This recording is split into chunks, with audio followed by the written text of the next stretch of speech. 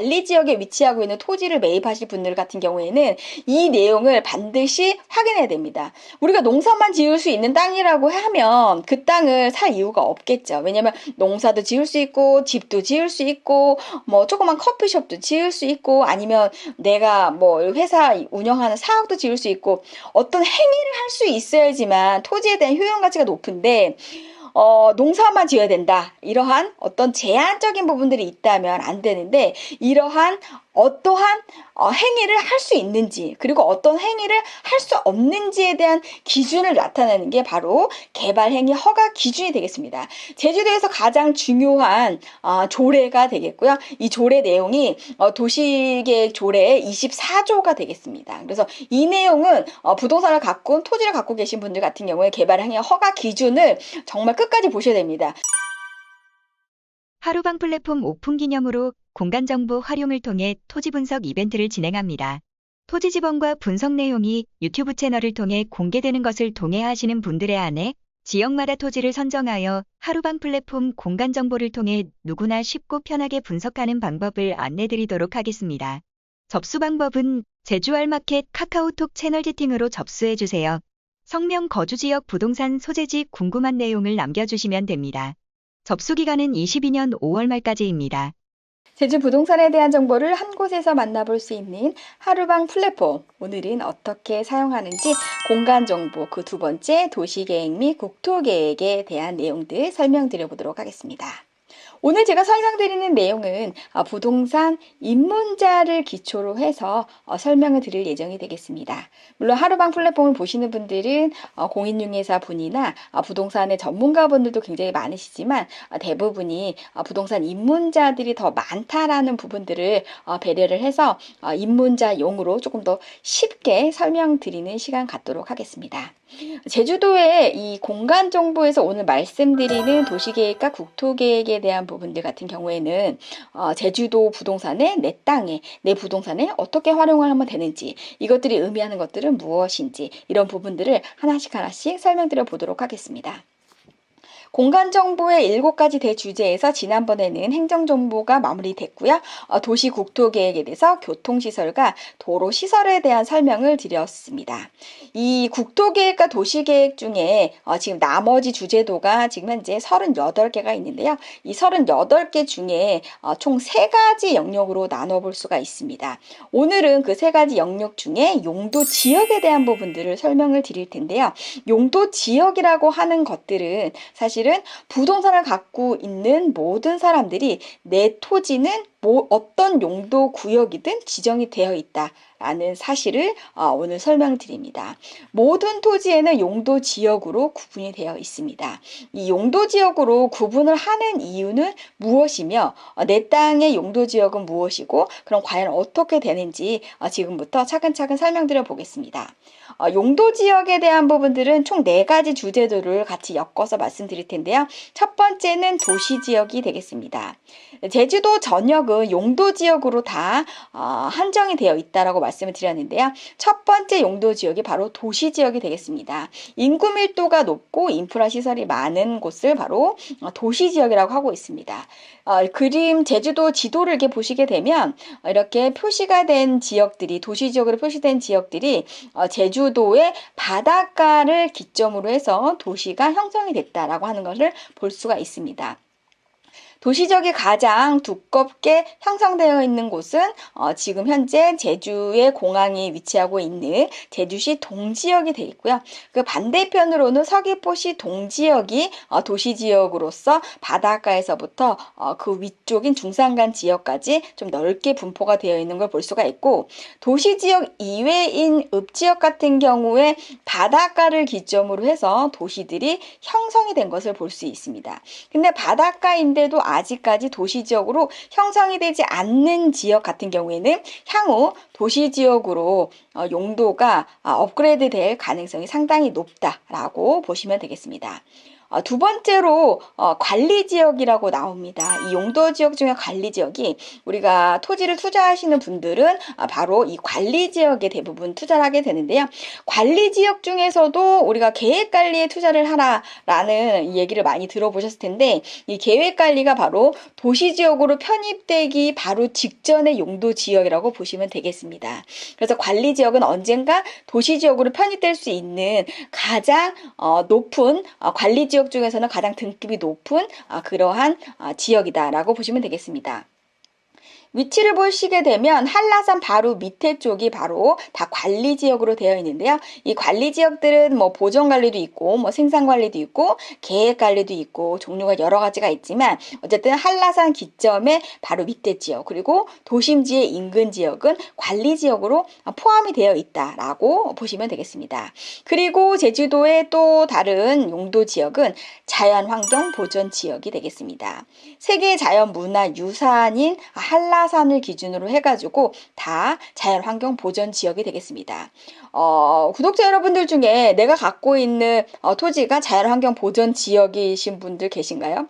그런 분들 같은 경우에는 전혀 활용할 수가 없는 그러한 부동산을 갖고 계신다. 그래서 자연환경 보전 지역은 우리가 쉽게 말하면 그린벨트 지역이다. 그래서 개발 행위가 제한되어 있는, 정말 아무것도 할 수 없는 그러한 보존의 의미가 큰 그런 유산과 같은 지역을 바로 자연환경 보전 지역이라고 하고 있습니다. 그래서 한라산 국립공원 주변이 다 자연환경 보전 지역으로 지금 현재 용도 지역이 지정이 되어 있다라는 부분들 확인할 수 있고요. 그 밑에는 농림지역이 되겠습니다.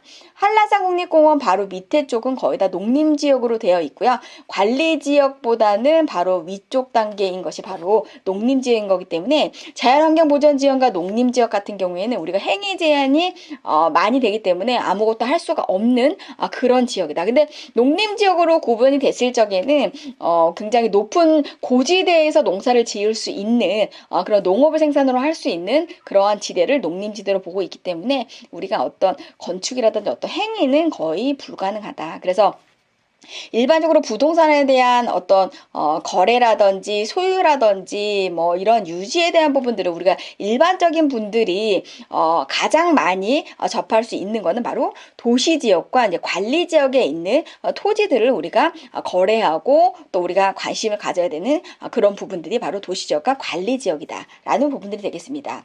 이렇게 지도로 보니까 제주도 전체가 어느 지역이든 용도 지역으로 이미 규정이 되어 있다라는 걸 볼 수 있습니다. 그럼 도대체 기본적으로 용도 지역이라는 거는 어떤 의미인 건지 한번 기초적인 내용을 한번 보도록 하겠습니다.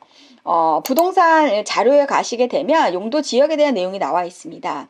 용도 지역은 모든 토지에 적용을 한다라고 지금 되어 있고요. 이렇게 용도 지역으로 정하는 이유는 토지의 경제적 효율적인 이용과 공공복리 증진의 목적이 있다고 합니다. 그래서 제주도 전 지역의 모든 토지는 용도 지역으로 규정이 되어 있고요. 그 밑에 용도 지구와 구역이라고 하는 것이 있습니다. 바로 이게 다음번에 설명드릴 내용인데요.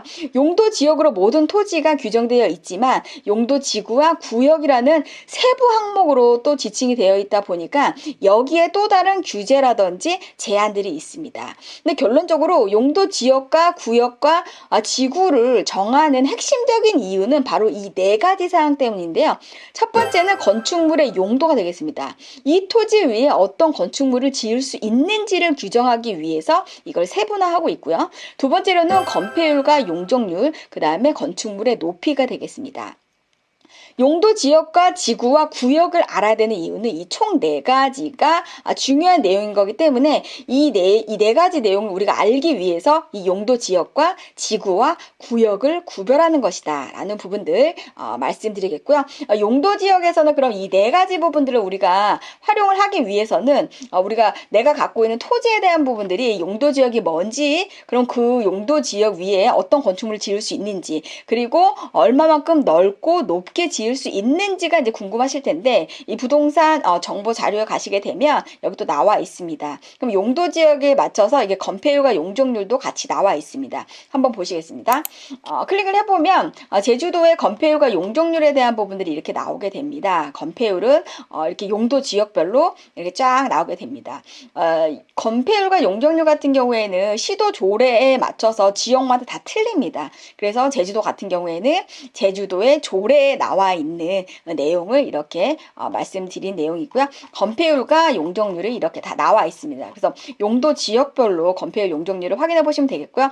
우리가 기초적으로 건폐율과 용적률이 뭔지 모르겠다라고 말씀하실 수 있는 분들이 있기 때문에 설명을 드리겠는데, 건폐율 같은 경우에는 내가 가지고 있는 땅 안에서 1층 바닥 면적을 몇 평까지 지을 수 있겠는지를 나타내는 비율이 되겠습니다. 건폐율이 예를 들어 60%라고 했을 때 내 땅이 100평이면 내 땅 100평 중에 60%의 면적만큼을 1층의 바닥 면적으로 지을 수 있다라고 하는 것이 건폐율이 되겠고요. 용적률 같은 경우에는 내 땅에 할당된 건폐율에 맞춰서 가장 높이 이렇게 건축을 할 수 있는 총 건축의 면적의 합을 말하고 있습니다. 용적률 같은 경우에. 그래서 내 땅의 용적률이 150%다라고 하면 1층의 바닥 면적이 아까 60%라고 했으면 그 60% 면적에 맞춰서 1층, 2층, 3층을 다 합쳤을 때 총 150%가 되는지, 이 부분들이 용적률이 되겠습니다. 그래서 용적률은 내가 갖고 있는 토지에 건축할 수 있는 총 높이에 대한 면적의 합을 얘기하고 있다라는 부분들. 그래서 이 내용들이 지금 현재 건폐율, 용적률에 대한 부분들이 같이 의미가 나오면서 밑에 어느 정도까지 할 수 있는지 용도 지역별로 나와 있습니다. 이 세부 내용 같은 경우에도 토지에 대한 분석을 하면서 같이 꾸준하게 내용을 할 예정인 거니까요. 그 내용들 확인해 보시고, 또 이제 건축물에 대한 용도 지역에서 건축물에 대한 부분들을 이제 볼 텐데요. 용도 지역에 대한 건폐율, 용적률 확인하셨고, 용도 지역별 건축 가능한 건축물이 나와 있습니다. 그래서 클릭해서 보시게 되면 제주도가 가장 많은 게 이제 자연녹지 지역이 되겠습니다. 그러면 이 자연녹지 지역에서 우리가 같이 이렇게 건축할 수 있는 건축물들에 대한 부분들을 찾아보기 위해서는 이 내용이 굉장히 많기 때문에 이렇게 여기서 이렇게 클릭을 해서 보시면 되겠습니다. 자연 녹지를 한번 보도록 하겠습니다. 네, 제주도에서 자연녹지 지역에서 건축할 수 있는 건축물은 이렇게 단독주택, 그 다음에 공동주택 중 연립주택, 다세대주택, 그리고 이렇게 보시게 되면은 공공하수도가 연결될 수 있는 이러한 주택법에 따른 그러한 19세대 미만으로 할 수 있는 아파트 지역들, 그리고 근생, 1종, 2종 근생, 종교시설, 문화집회시설. 그래서 이렇게 다양하게 나오게 되겠고요. 제주도에서 토지에 대한 부분들에서 가장 많이 구입을 생각하시는 계획관리 지역 같은 경우에도 한번 보게 되면 이렇게 단독주택, 공동주택, 이렇게 운수시설, 의료시설, 교육시설. 그래서 계획관리 토지 안에서 지을 수 있는 건축물에 대한 종류들이 이렇게 나오게 됩니다. 그래서 이러한 내용들을 하나씩 다 용도 지역별로 일로 들어가서 확인해 보시면 되겠습니다. 그래서 제주도 같은 경우는 도시지역과 이제 관리지역, 그 다음에 자연환경 보전지역, 농림지역, 이렇게 네 가지의 용도 지역이 있다라고 말씀드렸는데요. 여기에서 우리가 이제 중요한 부분들은 이 용도 지역에 따라서 말씀드렸죠. 규정하는 내용은 뭐라고 했죠? 건축물의 종류, 두 번째 건폐율과 용적률, 세 번째는 건축물의 높이라고 말씀을 드렸습니다. 이 중에서 도시지역 같은 경우에는 이미 상하수도라든지 인프라 시설이 잘 갖춰져 있기 때문에 크게 벗어나진 않습니다. 근데 어려운 게 뭐냐면 관리지역이 되겠습니다.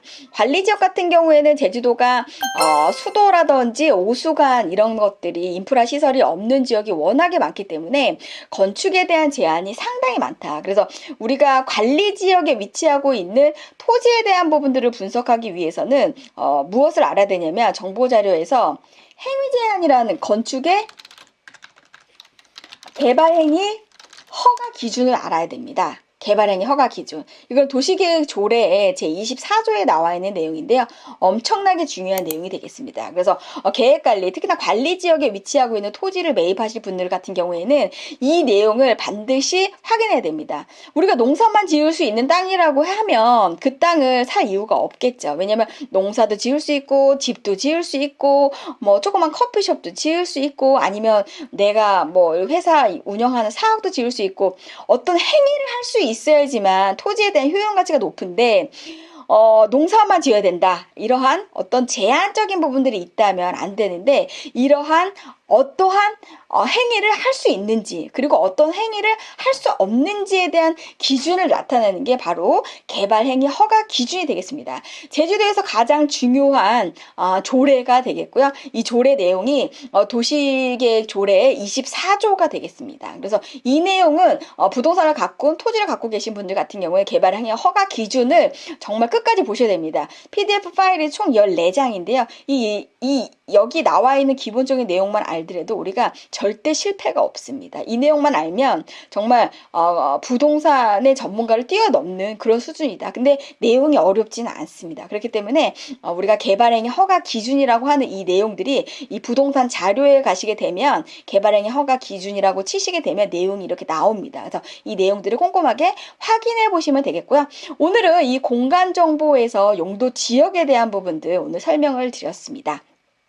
다음번에는 용도 지구에 대한 부분들을 설명을 드릴 예정인데요.